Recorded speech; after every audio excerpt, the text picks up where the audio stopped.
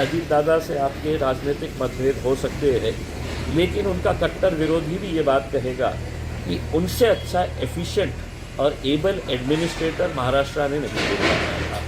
जो निर्णय लेने की क्षमता जो उनके अंदर थी, जो कला उनके अंदर थी कि वो टोलवा टोली नहीं करते थे कि यहाँ देखेंगे करेंगे हो सकता है क्या, जो भी निर्णय लेना है वो जभी का जभी उसी जगह के ऊपर लेते थे।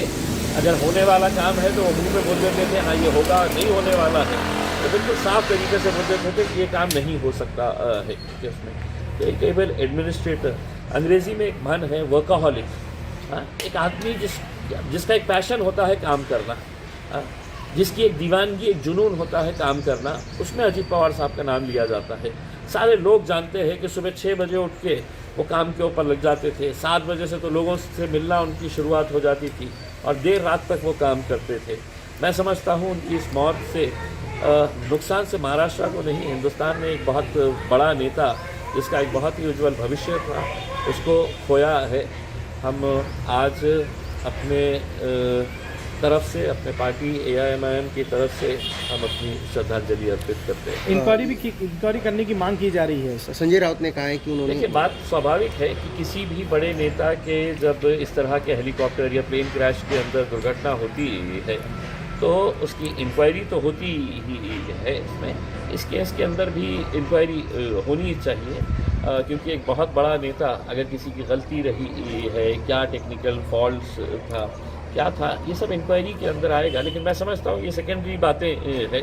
जो नेता जाना था वो चले गया है इसमें, अब बाकी जो इंक्वायरीज है वो तो चलती रहेगी। 5 साल आप उनके साथ रहे विधानसभा में, कैसा अनुभव रहा उनके साथ? देखिए मेरा ज़ाती तौर के ऊपर, हम तो विरोधी पक्ष के अंदर बैठने वाले थे, लेकिन विधानसभा के अंदर जो 2 नेता जब भाषण देने के लिए बैठते थे तो सारे के सारे आमदार जो है वो आते थे हाउस के अंदर सुनने के लिए, और दुर्भाग्यवश ये दोनों नेता आज हमारे बीच में नहीं है। एक तो RR पाटिल साहब का भाषण बहुत अच्छा हुआ करता था और अजीत दादा का जो भाषण था वो बहुत ही स्टडीड होता था। उसमें वो पूरे के पूरे सत्ताधारी पक्ष को अकेले हैंडल करते थे।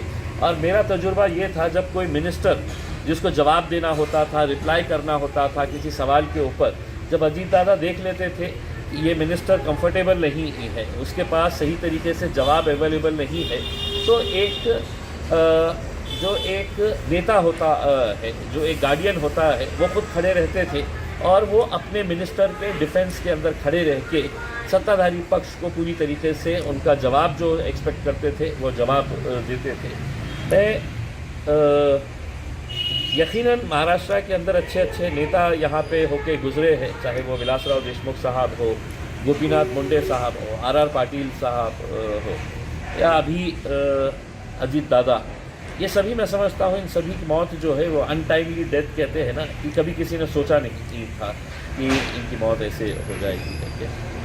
दोनों राष्ट्रवादी जिला परिषद इलेक्शन लड़ रहे हैं और दोनों साथ आने के लिए संकेत मिल गए। देखिए अब ये राजनीति का मुद्दा जो है, ये राजनीति अपनी तौर के ऊपर, लेकिन अभी तो मैं समझता हूँ कि ये महाराष्ट्र और पूरा देश जो है वो एक सदमे में है।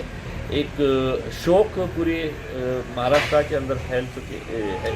तो राजनीति तो चलती रहेगी, कौन हारेगा कौन जीतेगा वो इस वक्त का मुद्दा नहीं है। इस वक्त यही है कि हमारा एक अच्छा नेता हमने खो दिया है। राज्याचे उपमुख्यमंत्री अजित पवार काय माझ्याकडे शब्द नाही आहे। खूप धक्कादायक बातमी आली। माझ्या मुलाने मुंबईवरून फोन केला, सकाळी झोपेत होतो आणि त्यांनी सांगितलं की अजित दादा इज नो मोर। झोपेतून उठतो आणि अशा प्रकारची बातमी ऐकतो तर मला विश्वास बसला नाही। मी म्हटलं कोणाच्या बाबतीत बोलतो? तो अजित दादा। मी म्हटलं अजित पवार? तो बोले हाँ अजित पवार प्लेन ॲक्सिडेंटमध्ये दुर्घटनेमध्ये त्यांचा मृत्यू झालेला आहे। कोणाला विश्वास बसणार आहे? कोणालाही विश्वास बसू शकत नाही आहे। पण जेव्हा त्याची पुष्टी झाली तर आता आमच्याकडे काही शब्द राहिलेले नाही आहे। एका उत्तम कार्यशील ॲडमिनिस्ट्रेटर मला असं वाटत नाही आहे की महाराष्ट्रामध्ये कोणी दुसरा असेल. अजित पवार साहेबांचं वैशिष्ट्य म्हणजे ते खूप एबल आणि एफिशियंट ॲडमिनिस्ट्रेटर होते आणि त्यांचे कट्टर विरोधक सुद्धा हे मान्य करतील.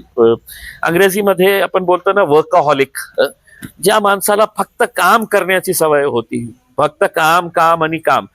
सर्वांना माहित आहे अजितदादा सकाळी 6 वाजेपासून ते रात्री उशिरापर्यंत ते फक्त काम करत राहायचं आणि त्यांच्याकडे जे एक डिसिजन मेकिंग ॲबिलिटी, टोलवा टोलवी ते कधीही करायचं नाही.